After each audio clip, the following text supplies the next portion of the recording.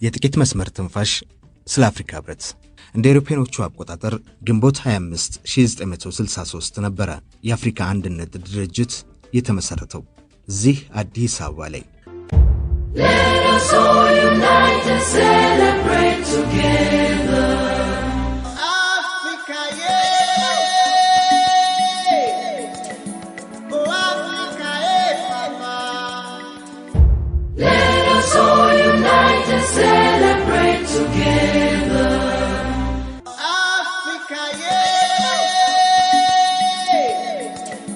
Oh, Africa, yeah, Papa. የአፍሪካ ህብረት የአፍሪካውያን ሀገራት የጋራ ትብብር መድረክ ነው። ህብረቱ እንደ አውሮፓውያኖቹ አቆጣጠር ከ1963 እስከ 1999 ድረስ የአፍሪካውያን የጋራ ድምጽ የነበረው የአፍሪካ አንድነት ድርጅትን በመተካት እንደ አውሮፓውያኖቹ አቆጣጠር በ2002 የአፍሪካ ህብረት በሚል ስያሜ ተመስርቷል። 32 የአፍሪካ ነፃ መንግስታት መሪዎች በኢትዮጵያ አዲስ አበባ ተገኝተው እንደ አውሮፓውያኖቹ አቆጣጠር ግንቦት 1963 የመጀመሪያውን የአህጉሩን ቻርተር ፈርመው አጸደቁ። የአፍሪካ አንድነት ድርጅት ፓን አፍሪካኒዝም ይዞ የተነሳው የተባበረች ነፃና በራሷ የምትመራ አፍሪካን የመመስረት ራዕይ መገለጫ ነበር። ይህም ቻርተሩን ባጸደቁት የህብረቱ መስራች መሪዎች ዕውቅና የተሰጠው ነፃነት፣ እኩልነት፣ ፍትህና ክብር የሚሉት ህዝቦች ናቸው። የአፍሪካ አንድነት ድርጅት ዋና ዓላማዎች አፍሪካውያን ተስፋ የሚያደርጉት ምኞትን ለማሳካት የሚያስችል በአፍሪካ ህዝቦች መካከል መግባባትን ለማሳደግና የአፍሪካውያን የወንድማማችነትና አብሮ የመኖር ፍላጎት ምላሽ ለመስጠት ከዘርና ከብሔር ልዩነት ተላቆ ትልቅ ህብረትን መመስረት ነበር።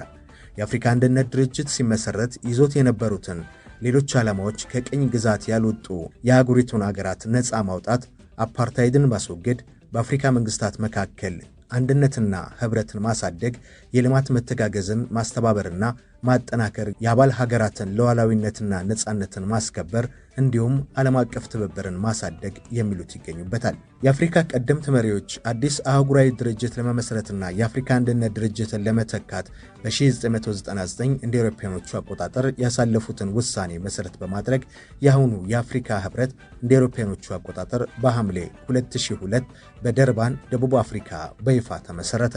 የአፍሪካ ህብረት ራዕይም የተቀናጀች የበለጸገችና ሰላማዊ በራሷ ዜጎች የምትመራና በዓለም አቀፍ መድረክ ላይ ተፎካካሪ የሆነች አፍሪካን መመስረት ነው። የአፍሪካ ህብረት ሁሉንም የሀገሪቱን ሀገራት የሚወክሉ መንግስታትን ያቀፈ ድርጅት ሲሆን ሀገሪቱ ካላቸው የመልክዓ ምድር አቀማመጥ መሰረት በ5 ምድብ ተካሏል። እነዚህም መካከለኛው አፍሪካ፣ ምስራቅ አፍሪካ፣ ሰሜን አፍሪካ፣ ደቡብ አፍሪካና ምዕራብ አፍሪካ ናቸው።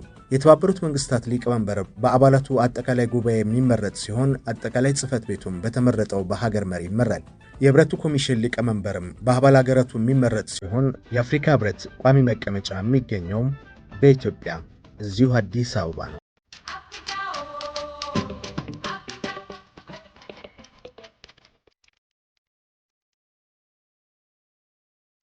ኳሜ ንክሩማህ እንደ አውሮፓውያኖቹ አቆጣጠር ሴፕቴምበር 21 ቀን 1909 የተወለዱት ኳሜ ጋናና ጋናዊያን የእንግሊዝ ቀኝ ግዛትን እንዲሰብሩ ትግሉን መርተው በ1957 ለሀገራቸው ነፃነትን ማቀዳጅቷል። በሌሎች የአፍሪካ ሀገራት ነፃነታቸውን እንዲጨብጡም ከጎናቸው በመቆምም ታግሏል።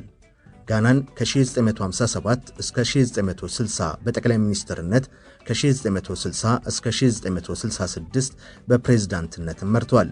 ኳሜ ንክሩማህ በአፍሪካ ከቀኝ አገዛዝ በኋላ ወደ ስልጣን የወጡ የመጀመሪያው ጥቁር መሪ ናቸው። የአፍሪካ ብሔርተኝነት ድምጽ ከማንም በላይ ከፍ አድርገው ሲያሰሙም ኖሯል።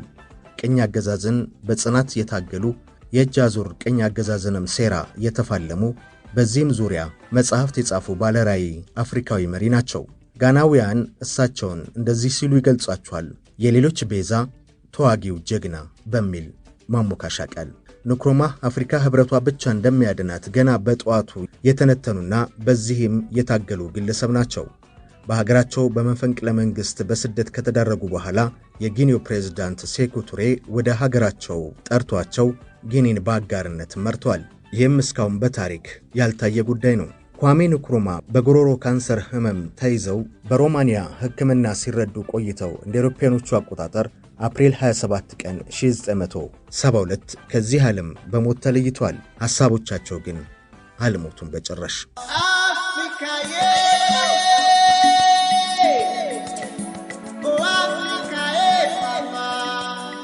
አንድ ወቅት ልጃቸው እንዲህ ያለ ቃል ተናግሯል። በተለይ አፍሪካዊነትንና ኢትዮጵያን በተመለከተ የኚህ ታላቅ አፍሪካዊ ልጅ ጋማል ንክሩማ ይባላል በስም። ጋማል የአባቱን መንፈስ የወረሰ የዚህ ሀገር ዜጋ ነኝ ከማለት ይልቅ እኔ አፍሪካዊ ነኝ ማለት የሚያኮራውና የሚያስቀድም ግለሰብ ነው። በዚያ ላይ ከኢትዮጵያ ጋር አንዳች መንፈሳዊ ቁርኝት አለኝ ብሎ የሚያምንም ሰው እንደሆነ በሚናገረው ንግግር ብዙዎች ያውቁታል።